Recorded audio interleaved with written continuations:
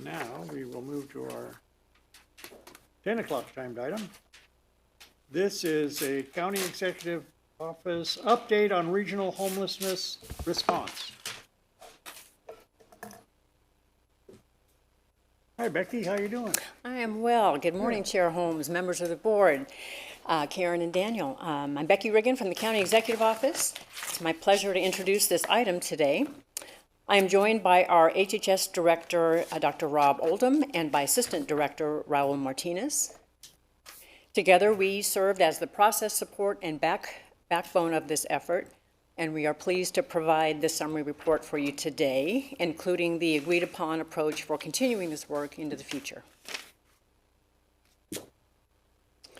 In recognition that homelessness is a regional concern that demands a collaborative effort, a little over 2 years ago, your board approved a contract with MIG to facilitate a first-of-its-kind collaboration involving county agencies, cities, law enforcement agencies, and health services partners in Mid and South Placer County. Your board was represented by Chair Holmes and Supervisor Gore, and we thank you both for the time and the leadership that you have provided throughout this process. We also acknowledge the participation of the Placer County Sheriff's Office, the District Attorney, and the Probation Department.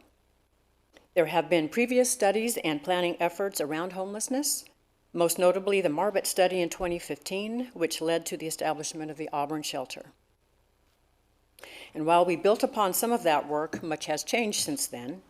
And while we continue to experience one of the lowest rates of homelessness in California, we all felt that there was more to be done and that we needed a different approach to the dialogue. So rather than a staff or a consultant-led initiative, this effort was a facilitation of often robust discussion amongst the county's elected and appointed officials and key funding partners across Mid and South Placer. This allowed the opportunity to share information, deliberate on policies and preferences, and to explore evidence-based models and approaches from other jurisdictions. So I will now turn the presentation over to Dr. Rob and Raul, and they will provide the highlights of the past 2 years of effort. Thank you, Becky. Morning. Good morning, Raul Martinez, Health and Human Services Assistant Director, and I just want to say first off, thanks so much to you, Becky, as well for your leadership and support on this collaborative project. It was our very first project together, and we worked on a really easy subject on homelessness, which we decided to tackle. So give a little bit of an overview of the summary report. As Becky just mentioned, this project was a unique collaboration involving county agencies, cities, law enforcement, and health services partners in Mid and South Placer to address homelessness, one of the region's most vexing issues. The regional group of participants believed it was essential to set achievable goals while also looking ahead to more ambitious ones too. Therefore, participants felt it was important to maintain the lowest rate of homelessness in Northern California and work towards reducing it further. In the spring of this year, the governor actually announced a target of reducing homelessness statewide by 15%. And so to put this in perspective, based on Placer's point-in-time count, it would mean reducing homelessness from 709 people to 603 people by 2025, which is roughly 100 fewer homeless individuals. Some more information. Also, I'm going to provide just a little bit more background. So in terms of the choreography, I'm batting second here, so providing a little bit more background, and then Dr. Rob will provide more information on the specific set of actions that came up during the regional process. But as you can see here in this visual, this shows Placer's homelessness rate compared to other California communities and their respective continuums of care. In 2022, Placer had a homelessness rate of 18.2 per 10,000 residents, ranking as the sixth lowest in the state, trailing behind a handful of Southern California communities. I think we're nipping at the heels of Orange County, maybe a virtual tie. The local point in time count in 2023 revealed a decrease in the homelessness rate to 17.3 per 10,000 residents. And this suggests that Placer may have a chance to improve its rankings compared to other communities. Other continuums of care have submitted their data to the U.S. Department of Housing and Urban Development for validation. And so we anticipate updating this chart when that validation is complete. This slide may look familiar to you. So during a presentation to your board on April the 4th, Dr. Oldham outlined some key guiding principles that emerged from the regional process. These remained intact and are as follows. I'm going to read them verbatim since the group spent a bit of time on making sure that there was a precise language here. So I'm going to read these verbatim. Housing and services should be decentralized and regionally distributed to meet the specific needs of local communities and leverage existing support networks. Discussions reveal that homeless people are already living in communities they know well and where they have existing networks, placing a premium on outreach, housing, and supportive services that are nested close to those communities rather than centralizing them in more distant locations. The second principle that emerged was decision-making authority should combine input from neighboring jurisdictions, funding agencies, and the continuum of care. You'll hear us talk about the continuum of care a number of times in this presentation today. Participants acknowledge that while each jurisdiction maintains its own decision-making authority, solutions are most effective when they consider the input of neighboring municipalities and came up with ideas on how to put this principle into practice, which Dr. Oldham will describe in a bit. And last, all solutions addressing homelessness must balance compassion with accountability. Discussions reveal the importance of reducing homelessness as well as lessening impacts on local businesses and neighborhoods, and that solutions, be they outreach, housing, and support services, should also include performance metrics for evaluation. The regional process included various groups to flesh out ideas that emerged in phase one of this process. Phase one concluded in the spring of 2022. In phase two, planning team members met in person nearly monthly from June 2022 through March 2023, and then met a couple of times after that to wrap up the project. They discussed priorities, policies, and programs within a framework for addressing homelessness. Two elected officials from each of the jurisdictions, the 6 jurisdictions in Mid and South Placer, were designated to take part, as were key staff and stakeholders, including healthcare funders. Meeting participation was robust, with up to 50 participants in some gatherings earlier this year. We also had the support of a cross-jurisdictional steering group with representatives from the county, City of Roseville, City of Rockland, and City of Lincoln to provide strategic and logistical support.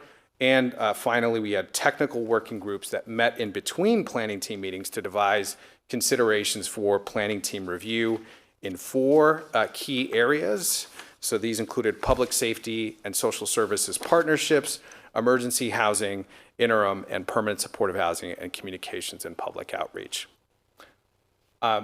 Becky talked about the role that MIG played in this process. We'd also like to express our gratitude to the MIG team for their invaluable facilitation support over the past 2 years. So special thanks to Carolyn Verheyen, Tim Carroll, and Lou Hexter for creating a conducive environment where local expertise and perspectives could be shared constructively. Here's the schedule of the nearly dozen in-person planning team meetings along with their respective topics. Specifically, 4 of these meetings exclusively concentrated on emergency housing or related services. I'll also note that the steering group and technical working groups met regularly too. So in addition to these dozen or so that you see here, there were well over a dozen more of those other meetings that occurred during this process. And before I hand it over to Dr. Oldham, I'll just say that supplemental materials, so if you would like to take a sneak peek at the packets and the meeting materials for those individual planning team meetings, please contact Leanne Halib from Health and Human Services. She's available to assist in supporting and accessing those materials from this process. I also want to express, we also want to express our gratitude to Leanne for her efforts in finding suitable locations in South Placer specifically for these important meetings, and for helping to arrange convenient time slots for really busy people. She also made sure that we were sufficiently supplied with snacks to give us energy during these two-hour meetings. So with that, I'll turn it over to Dr. Oldham. Thank you, Thanks Rob. very much. Good morning, Dr. Oldham. Hi, good morning, Chair Holmes, members of the board, and Rob Oldham with Health and Human Services. And yes, those snacks are very important. In fact, and really appreciate Leanne and many others. So just wanted to say thank you to this whole board for the opportunity to update your board on the regional response, but also on your support of the process all along. And then, yeah, I want to thank both Raul and Becky for teeing me up so well this morning, but also for their really valuable work throughout this process as well. As Raul says, I'm going to try to share the key actions that came out of this process and try to organize those into really under those 5 bullet points and 5 different buckets. As Raul mentioned, we had 4 different technical working groups, and so these buckets align with those technical working groups for the last 4 bullet points that you see there. Public safety and social service partnerships, emergency housing, interim and permanent supportive housing, and communications and public outreach. And then there are some cross-cutting actions that really align with multiple, I'd say with all of these different buckets, if you will. So starting off, this is just graphically shows some of those different areas, kind of starting in the top left with the public safety and social services partnerships and some of the outreach that we do with HHS and different public safety, going out into encampments and other places to outreach to people experiencing homelessness. Kind of going around the clock, obviously we see a photo here at the Government Center from, I guess, about a year ago, or nearly a year ago, when the MTS Mobile Temporary Shelter was set up, kind of showing representing emergency housing and how important that is. And then going around the clock here, the other 4 smaller photos that you see from the former Hampton Inn on Douglas, now called Sunrose, is under construction, converting that hotel into permanent supportive housing using Home Key 2 funding. So those are some of our different buckets. And so starting with the cross-cutting actions, one of the things that we really talked about, as Raul said, and being careful with the language that I know that we used here, but really supporting ongoing local collaboration while working to integrate efforts within the continuum of care. And the second bullet is around having a process where we can continue to review emerging programs and best practices, really to promote continued innovation so that Placer remains a statewide leader in our homelessness response. And then the third point around developing and implementing innovative approaches to homelessness that both balance compassion with accountability. And so that compassion with accountability is something that really resonated with a lot of members of the team on this regional response. The first technical working group was around public safety and social services partnerships. These partnerships, I'd say, are probably the most popular of the actions that we discussed. But we had really good discussion about some of the things that limited both the scope and the sustainability of some of these models, and how we could address those to really promote growth of these partnerships, but also a more sustainable model. One of the things is just funding, and so kind of recognition and funding was talked about in all of the technical working groups, really. But in this one in particular, that a lot of the services, particularly behavioral health types of services that are often covered through Medi-Cal and other funding streams are not necessarily covered in these types of partnerships, or it depends on the way the services are provided. And so that was something which actually requires county or local general fund to fund the majority of these partnerships currently. So kind of looking at, are there ways, particularly as there's reform. I know yesterday at your board hearing a lot about CalAIM and kind of reforming the Medi-Cal system, looking for opportunities both within Medi-Cal but also other grants to minimize the impact on local general funds for these models. Another challenge that maybe limits the spread is just our workforce challenges, particularly right now under the model we use master's level behavioral health clinicians, whether marriage and family therapists or licensed clinical social workers. Those are really hard to come by right now, and in particular, because a lot of those people are, trained in providing therapy and assessment and kind of traditional behavioral health services, and recognition that these types of collaborations is different type of work than maybe a lot of our staff might be trained for or that they were expecting. And so really looking at, we've had some great people in those roles. It's also just a really hard job. And so for sustainability, to making sure that we have the supports for those positions in place. So that we have long tenures in those roles and not see high rates of turnover, and having clear roles and responsibilities.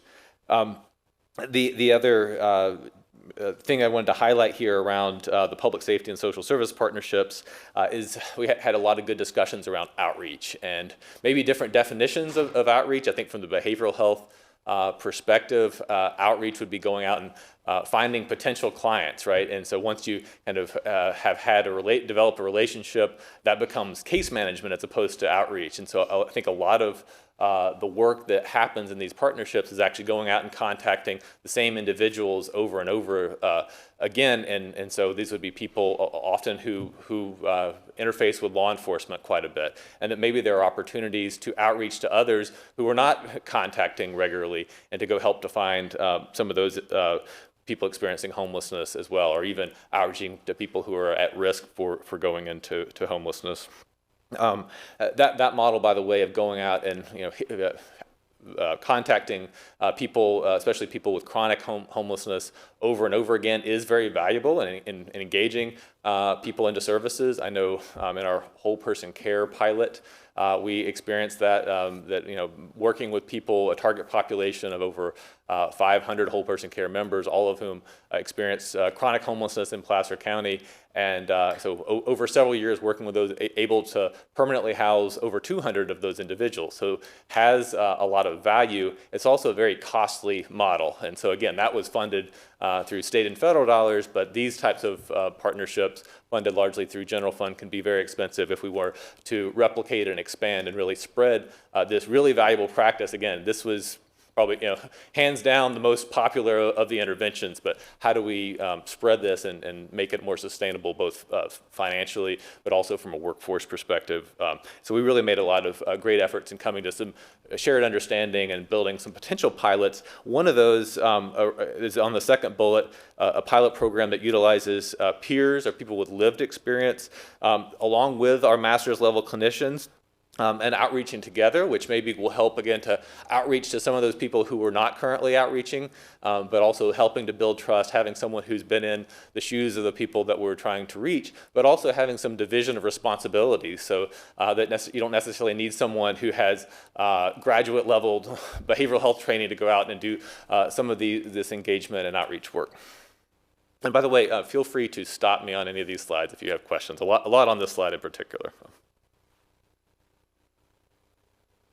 I have a quick question. Yeah, sorry, Supervisor. On the peer program, how many people do you have right now that are engaged in that as peers? We have peers in a lot of other programs, across our behavioral health system, but right now that's not something that we've had in these partnerships with local law enforcement going out and doing outreach to people experiencing homelessness. So we have kind of a experience with this in other behavioral health programs, and so that's the idea, is to try to even use some of the existing contracts and to pilot this and say, can we use some of those contracts in order to have some peer. So when we look at other communities, I know some of us went down to San Diego together, and they rely almost exclusively on peers for this type of outreach work. And so, it would be, I don't think we're suggesting doing that. I know there were some concerns about messing with the model. Again, it's the most popular model, and so the idea of if it ain't broke, don't fix it. But in this case, for that sustainability, to have some peers and have peers and master's level clinicians going together, but the idea of going to what a lot of other jurisdictions do, of kind of a peer-only model, I don't think is something we'd be comfortable with at this point. Okay, thanks. Yeah. Other questions? All right, so move on to perhaps a less popular set of action items around emergency housing. Well, certainly I would say I think most people recognize that there's a need to expand some of our emergency housing resources. I think that the challenge and maybe the lack of popularity is where exactly do we want to site these emergency housing resources? But we actually made a lot of progress in this area as well. This was the most highly attended, of our meetings. The ones where we focused on emergency housing were the most highly attended, and I'll say there was the most engagement around this issue. A lot of questions, and some of those still need to be developed. I'll say, some of these actions are things where we've made a lot of progress and have a good idea of what the plan looks like, and others are still kind of under development. I would say this one in emergency housing still under development, but I think we have a lot more shared understanding across jurisdictions of the problem. Doing some estimation of how many beds, for instance, we need, and recognizing the interplay of different levels of care. So for emergency housing, and we'll talk more about permanent supportive housing in a future slide, but that there's, as we develop other resources like permanent supportive housing, we may need less emergency housing. But a general understanding that, we need more emergency housing, and broadening our portfolio, having a more diverse portfolio of emergency housing resources to better meet the needs of the people, including those that we're outreaching in these very popular public safety, social services collaborations. So one of the first bullet, one of the things that I think there was consensus around a desire to have emergency housing that is decentralized and appropriately scaled. What do we mean by that on decentralized, and what is the appropriate scale? We don't know exactly, but I think in general, having hundreds of people at the same campus was something that people were less comfortable with, as opposed to something in the smaller, 100 or around that. So it depends on the location, but the scale definitely matters. Certainly, I've heard people talk about in South Placer having 500 beds at one location was something that people really felt uncomfortable with. Something more around the 100 was a scale that was something that people could envision a little bit better. And as far as decentralized, what does that look like? Obviously, we have a lot of beds here at the government center, and so a recognition that we kind of have developed more of a centralized approach here, but to try to have locations for emergency housing in other places besides at the government center. So maybe 2 or 3. I think there was recognition that people throughout Placer County and different communities really, and this came a lot from our local law enforcement, that people really identified with their particular community. And so having a resource in Auburn for people in Lincoln or Roseville or Rockland maybe is not as effective, because a lot of people from those communities don't want to come all the way up here, and vice versa. The other point around just monitoring and analyzing data from our recent emergency housing projects across the county, and giving an opportunity for people to share best practices. I know there's a lot of interest in the mobile temporary shelter from other jurisdictions, but also there is interest in things happening in other jurisdictions. I know, for instance, Lincoln has a pilot underway right now, so creating more of those opportunities for us to share best practices and what we're learning as we implement these pilots across jurisdictions was something that was really valuable here. People wanted to see more of. And then the last bullet, maybe the most controversial, was to continue to explore a mid-sized navigation center or other emergency housing models in South Placer based on performance results from our current projects, including the mobile temporary shelter. Any questions there? I'll move on to the. Well, if I could, Mr. Yeah. Chair. Yes, Supervisor Gustafson. Just a switch. As okay. you described, that was the most controversial, and I think as those of us who didn't participate on the committee and the task force, what results can we hope to see? Because obviously we've taken a huge step here, and we want to see that other jurisdictions do play their role, their part, because otherwise we're inundated, and the North Auburn community is not, and Auburn community is not interested in expansion until and unless we see appropriate sharing of those. So I know, this is the toughest issue, like where? And was there a willingness to discuss by the task force members that there is a need and that they are actively seeking locations for? Yeah, I think so. I think there was, a willingness, and maybe Chair Holmes can weigh in here too. But it seemed like, it obviously depends on the jurisdiction, and lots of different opinions about this, right? But certainly, and I'll get to talking about the local government advisory committee among the staff and the South Placer jurisdictions. Certainly, a recognition that the current, especially the nomadic shelter model in South Placer, has been stretched, and was never intended to last. It's been over a decade now.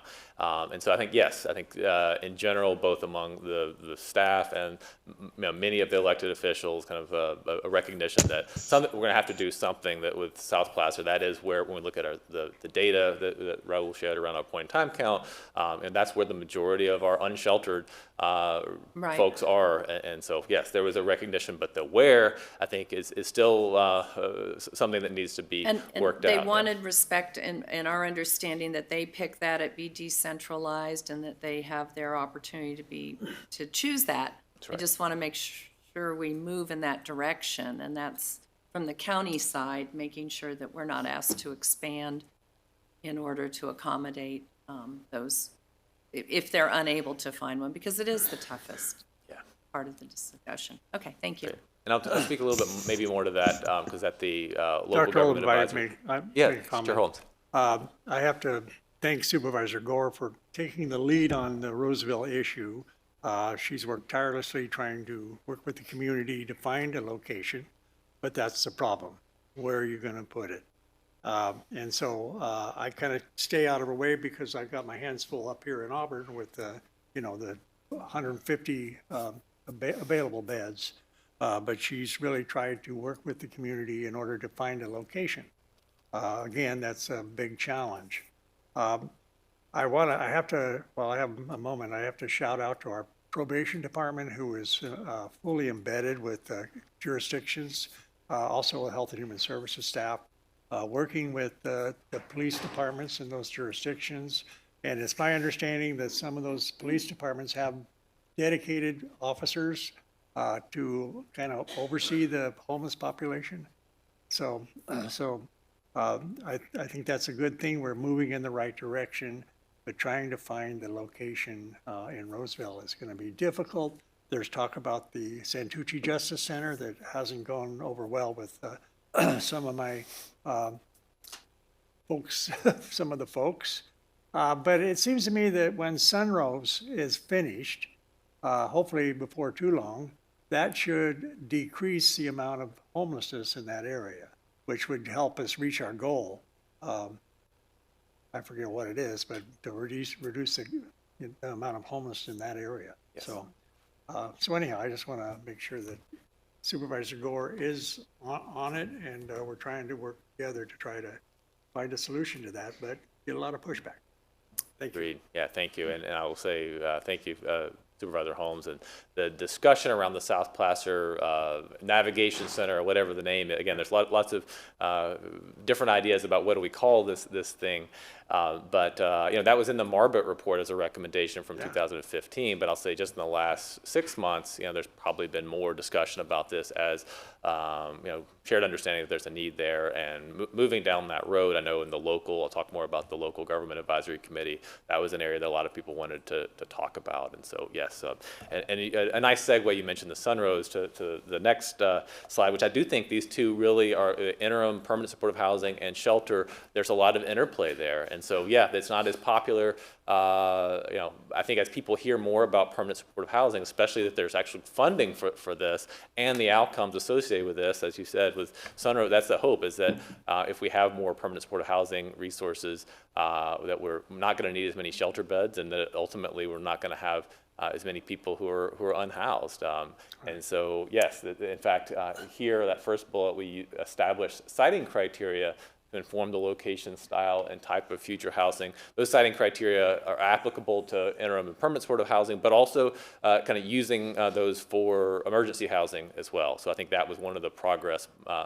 Coming up with those siting criteria really helps us in both of these buckets, if you will. I'll say at the beginning of this process, there was probably the most confusion about this, and so around permanent supportive housing in particular. And so I saw over the last 2 years just the shared understanding on this topic really develop, where people understood that why we were doing this.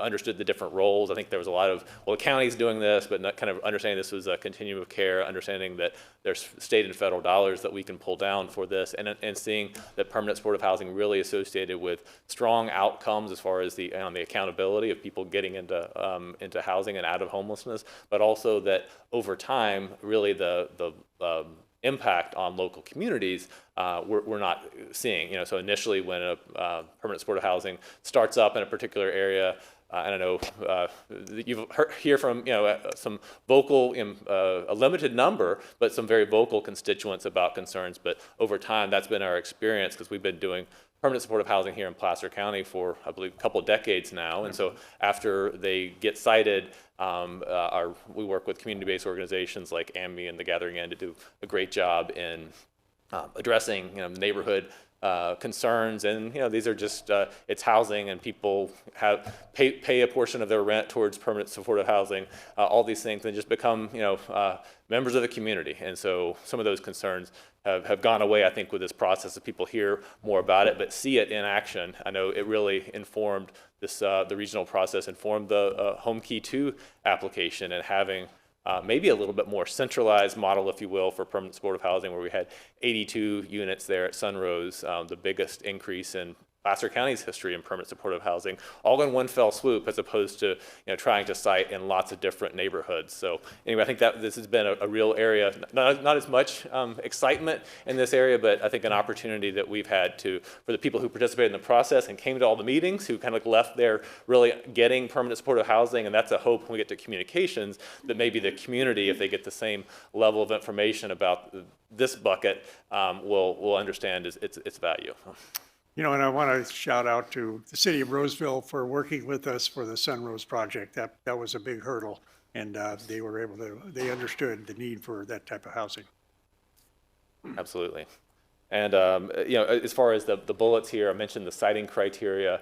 The other thing that we've really, we actually use those citing criteria in the both Home Key 2 and Home Key 3 applications. We've also implemented cross-jurisdictional and cross-sector representation in our procurement processes for interim and permanent supportive housing in our ongoing operations and in management of our permanent supportive housing facilities.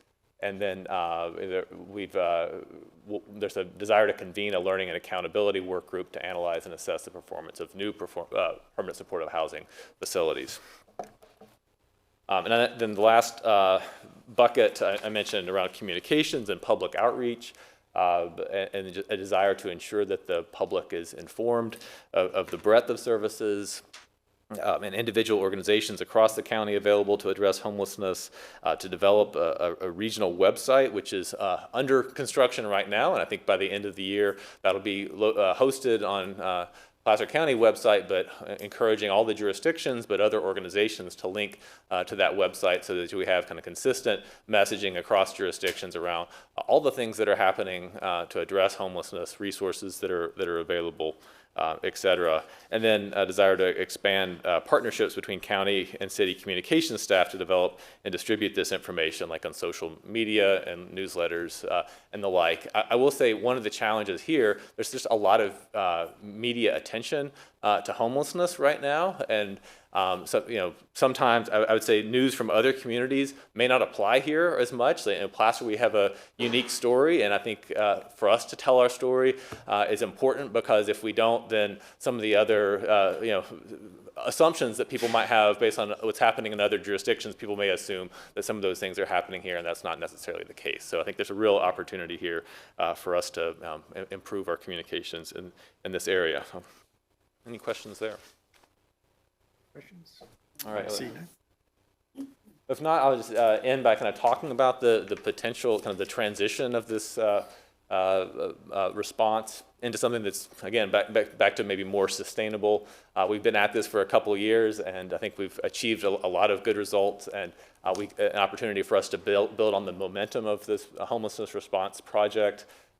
To improve and integrate and coordinate with our existing continuum of care. So that's the continuum of care mandated by the U.S. Department of Housing and Urban Development. And Placer County has its own continuum of care. Yes, we have, as the county government, we have one vote on that continuum of care, but representation from our cities, but also from our homeless service providers, from homeless advocacy organizations. So we need everybody on board. And so integrating this process, more closely aligning this process with our continuum of care, and especially I know we had our first meeting where last week, where we invited all of our elected officials in Placer County to participate and engage with the continuum of care on a quarterly basis. So to having an agenda that's really engaging to senior policymakers, because I think in the past, I'm a member of the continuum of care, and I think those meetings are very based on what we need to accomplish for HUD, grant management, and what's the new grant that's coming out, and who's going to apply, and a lot of in the weeds. But I think there's really an opportunity for us to do a better job engaging with our policymakers in the COC. And the third bullet, just around better coordinating resources across the county to quickly and efficiently move people out of homelessness. So in order to affect this transition, a couple of things that are actually already underway that I've mentioned before: the formation of a local government advisory committee involving high-ranking government staff from the county, City of Roseville, City of Rockland, and the City of Lincoln.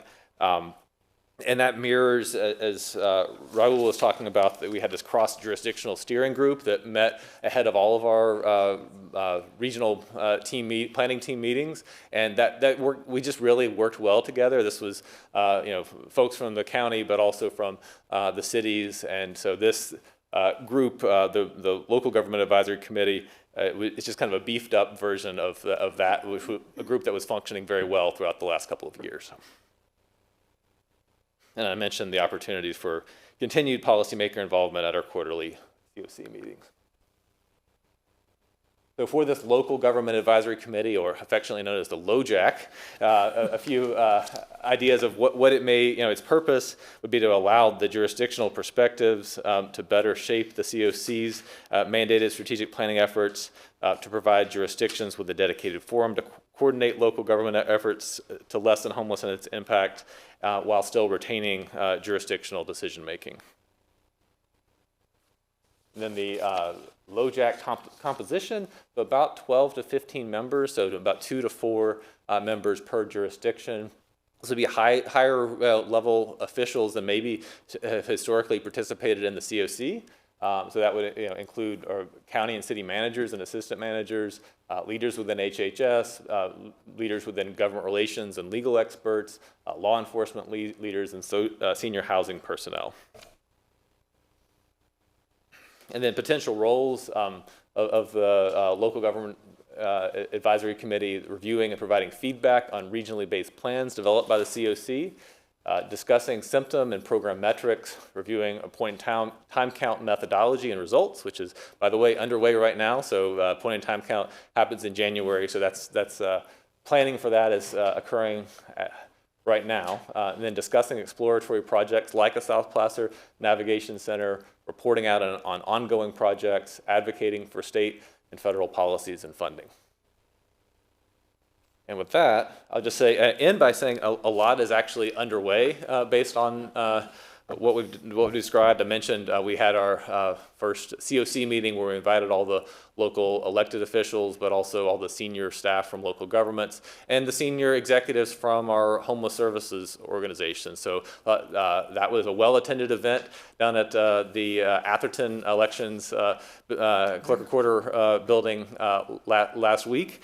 And also, we had our first meeting of the LOJAC, the Local Government Advisory Committee, on October 16th, which was well attended, but really the participation there was outstanding. So a smaller group, in person. We met in the city of Roseville at the Roseville Electric Building, and we had representation from all the jurisdictions there, including the city managers from our largest jurisdictions, and just some really frank discussions. I think we covered a lot of ground, and so left that meeting with just a lot of hope that we can continue the work that you all have really invested in. So I wanted to end by expressing my gratitude. So thank you. I think working in homelessness can be, like as Raul says, it's a challenging issue, and there can be times when you have varying levels of hope. But one, the fact that we're, relative to other jurisdictions, we're, I think, doing a good job. We continue to work together and collaborate, which is something that we're not hearing is happening in other jurisdictions. But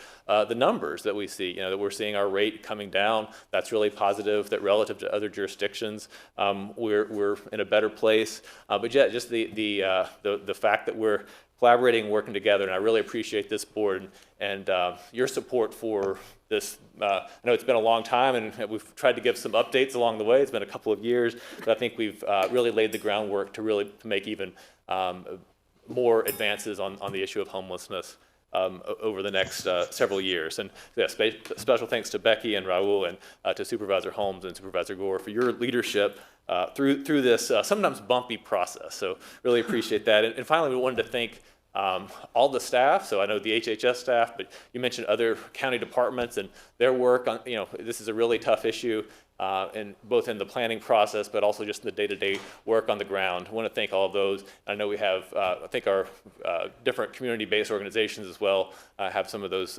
folks here in the room with us today. So thank you so much, and appreciate any further questions you may have. Thanks.